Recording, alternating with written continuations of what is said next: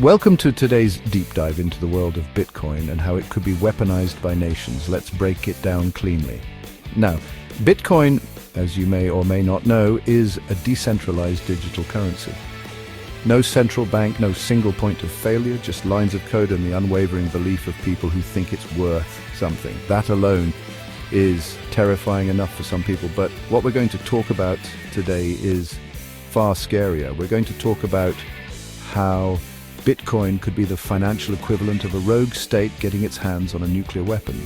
Because, much like nukes, Bitcoin has the potential to upend the global order, redistribute power, and generally make things very, very uncomfortable for everyone involved.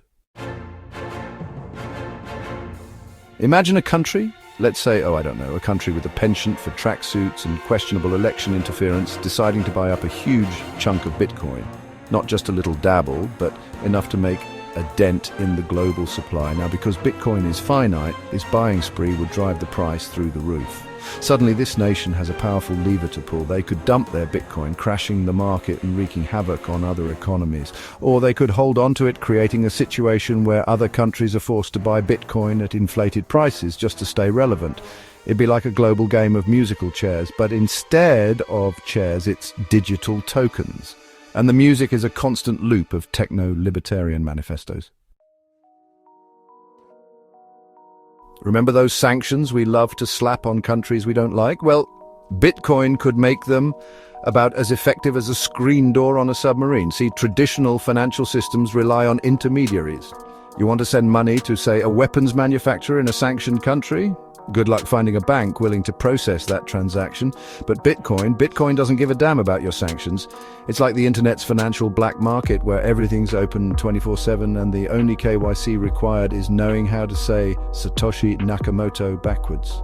Suddenly, countries like North Korea, Iran, or dare I say it again, tracksuit enthusiasts can bypass the global banking system entirely. They can trade freely, fund their mischief, and thumb their noses at the international community, all while their Bitcoin wallets get fatter. Chapter 3. Hyper-Bitcoinization, crumbling empires, one Satoshi at a time. Now here's where things get really spicy. Imagine a country decides to play economic puppet master. They start whispering sweet, decentralized nothings into the ears of their rivals' citizens. Your currency is worthless, they'll say. Your government is corrupt, but Bitcoin is the future. And slowly, people start to listen. They lose faith in their national currency and flock to Bitcoin like it's a life raft on a sinking ship. Hyperinflation kicks in, the economy goes haywire, and the government is left scrambling to pick up the pieces. Congratulations, you've just destabilized an entire nation without firing a single shot. It's regime change, but with extra steps and a lot more blockchain.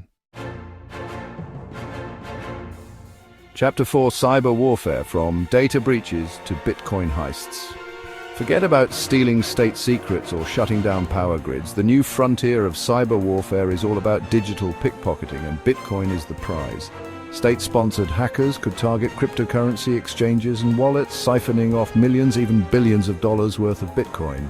It'd be the heist of the century, conducted entirely in the digital shadows. And the best part, attribution would be a nightmare. Was it North Korea? Russia? A rogue group of teenagers in their parents' basement? Who knows? The beauty of decentralized, untraceable currency is that it's also beautifully untraceable when it disappears. Chapter 5. Funding the shadows, anonymous and untraceable. Let's talk about everyone's favorite topic, clandestine operations. In the shadowy world of espionage and covert ops, funding is always a tricky issue. You can't exactly wire money to a rebel group or a team of black ops mercenaries through Western Union. But with Bitcoin, funding your shady little projects is as easy as sending a text message. Need to finance a coup in a strategically important banana republic? Bitcoin's got you covered. Looking to stir up some good old-fashioned unrest in your geopolitical rival's backyard? Bitcoin's your man.